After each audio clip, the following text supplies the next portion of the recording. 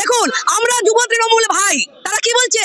বলছে আমরা যুব তৃণমূল ভাই, আমরা চুরি করি, আমরা ধর্ষণ করি, ডাক্তার পাই, উকিল পাই, নারী মাংস পেলেই খাই, আমরা যুব তৃণমূল ভাই।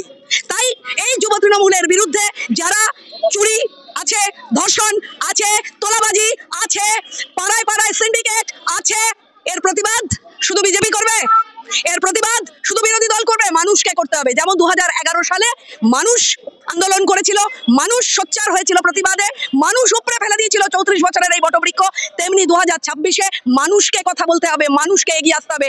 আমাদের সন্তানদের সুরক্ষার দাবিতে মায়েরা এগিয়ে আসবে, তবে হবে আন্দোলন, তবে হবে তার সার্থকতা। তাই আবারও প্রতিটা চ্যানেল যারা দেখছেন, হ্যাঁ কেন আপনারা জানেন না যে যেমন দেখবেন কোন কোন অঞ্চলে যেখানে দুষ্কৃতরা থাকে, তারা নানা রকমের ভিডিও দেখে নিজেদেরকে উত্তেজিত করবার জন্য, তেমনই ধর্ষণের ভিডিওটা রাখা হয়েছিল। কি মুশকিল!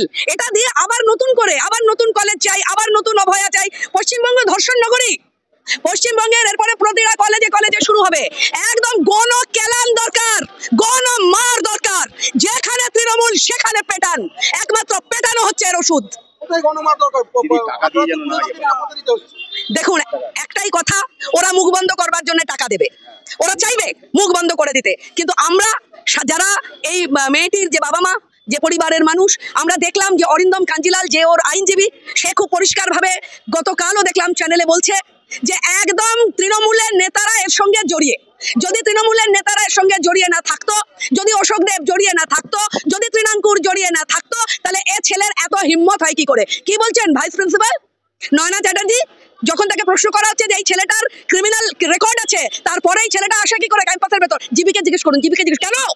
কেন জীবিকা জিজ্ঞেস করা হবে?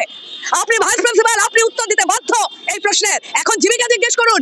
প্রত্যেকটা মেয়ে কলেজে যাবার পর তার নিরাপত্তার জন্য আমাদেরকে জীবিকা জিজ্ঞেস করতে হবে। আপনারা আছেন কি জন্য? শুধু মাল কামাতে, শুধুমাত্র টাকা কামানোর জন্য আপনারা, যে ভর্তি করার সময় যে টাকা, সেই টাকা চাই। সুতরাং আমরা সাধারণ মানুষ, পশ্চিমবঙ্গের মানুষ দারুণভাবে জেনে গেছেন, পশ্চিমবঙ্গের মানুষ এখন বীতশ্রদ্ধ এবং তারা একই সঙ্গে শঙ্কিত, ঘৃণাবোধ করছেন। এই শাসকের হাত থেকে পরিত্রাণ চাওয়া আমাদের প্রয়োজন।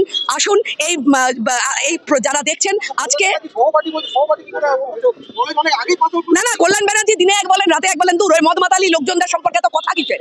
একটা মাতাল লোক, মাতাল কল্যাণ ব্যানার্জি কি বলছেন তার জন্য উত্তর দিতে হবে নাকি? হ্যাঁ, উনি বলছেন যে সহপাঠী, কিসের সহপাঠী? যে ছেলেটি এই কাজটি করেছে, এই ক্রিমিনাল মনোজিৎ, সে ওর যে অরিন্দম কাঞ্জিলাল যে ওর আইনজীবী, তার ব্যাচমেট। অরিন্দম বারবার বলছে যে মনোজিৎ আমার ব্যাচমেট। কি করে হয়? 3-4 বছর আগে পাস করে যাওয়ার কথা এই ছেলেটির। সে ক্যাম্পাসের ভেতর কি করছে? দরজা বন্ধ করে কি করে? সিকিউরিটিরা কি বলছে? সিকিউরিটিরা বলছে আমাদের ভয় লাগে। ইউনিয়ন রুমে লোহার রড, হকি স্টিক, কি করে লোহার রড দিয়ে ইউনিয়ন রুমে? কি হয় লোহার রড দিয়ে ইউনিয়ন রুমে? সুতরাং এইগুলো একদম চোখের ইশারায় নিরাপত্তা রক্ষীদের সরিয়ে দেওয়া হতো। নিরাপত্তা রক্ষীদের যখন প্রশ্ন করা হলো আপনারা এগুলো নিয়ে কিছু বলতেন না, কাকে বলবো? ঠিক কথা না? কাকে বলবো? ভাইস প্রিন্সিপালকে বলতে গেলে তিনি বলবেন জিবি। বাবা, এরা সমস্ত তৃণমূলের টিম তৃণমূল। সুতরাং রাজ্য জুড়ে ধর্ষণ হবে বিভিন্ন। এখন দেখলেন ডাক্তার হলো, উকিল হলো, এবার কাকে চাই? ইঞ্জিনিয়ার। কাকে চাই এবার? বাংলার মায়েরা প্রস্তুত হয়ে যান এর উত্তর দিয়ে। বাড়িতে ঝেঁটা লাঠি আছে তো?